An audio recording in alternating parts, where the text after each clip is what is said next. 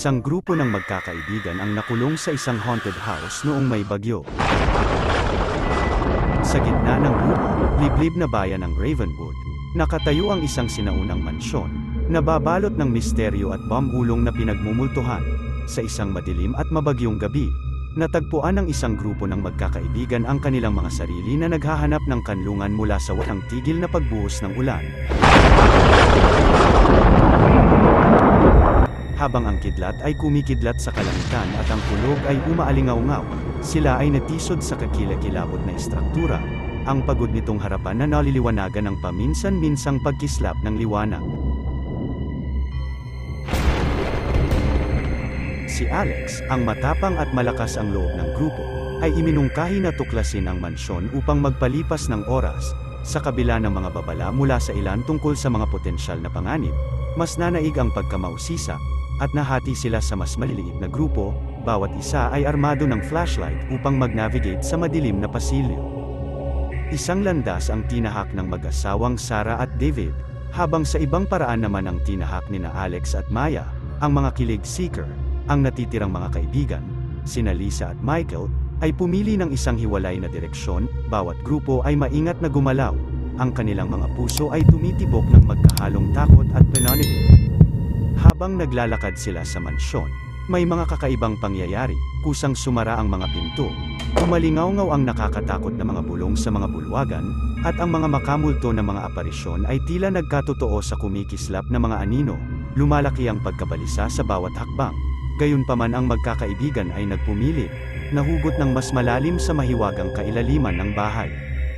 Sina Sarah at David ay natisod sa isang lumang pag-aaral, ang mga istante nito ay may linya ng mga sinaunang aklat. Habang binabasa nila ang mga pamagat, biglang umihip ng hangin ang kanilang flashlight, at binalot sila ng dilim, naghahanap ng ilaw na pinanggalingan. Narinig nila ang tunog ng mga yabag na papalapit, sinalat sila ng takot hanggang sa napagtanto nilang sina Alex at Maya, na nakaranas ng katulad na pagkawala ng kuryente. Samantala, natagpuan ni Lisa at Michael ang kanilang mga sarili sa isang engranding ballroom na pinalamutian ng mga sira-sirang tapis area at isang nabubulok na chandelier. Isang malagim na himig ang nagmula sa mga sulok ng silid, na tila tinutugtog ng isang hindi nakikitang pianista. Nagpalitan sila ng nerbiyos na sulyap bago sinubukang sundan ng tunog. Ngunit nakita nilang mas mahina ito habang papalapit sila, iniwan silang nataranta at nasa gilid. Bumalik sa pasilyo. Muling nagsama-sama ang magkakaibigan, nagbabahagi ng kanilang nakakatakot na pagtatagpo, habang pinagtatalunan nila ang kanilang susunod na galaw.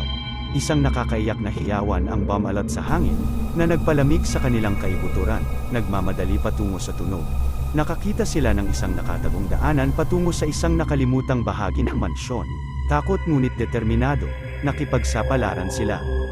Sa nakatagong silid, natuklasan nila ang isang silid na nagyelo sa oras, na may mga labi ng nakaraan na nakakalat sa paligid. Ang mga dingding ay pinalamutian ng mga larawan ng isang pamilya na tila sinusundan ng mga mata ang bawat kilos nila. Sa gitna ng silid ay nakalatag ang isang magarbong dibdib. Sumenyas na bubuksan, sa nanginginig na mga kamay. Itinaas nila ang talukap ng mata. Inilalantad ang mga sinaunang artifact at isang talaarawan na nagsasalita ng isang trahedya na kwento ng pag-ibig at pagkakanulo.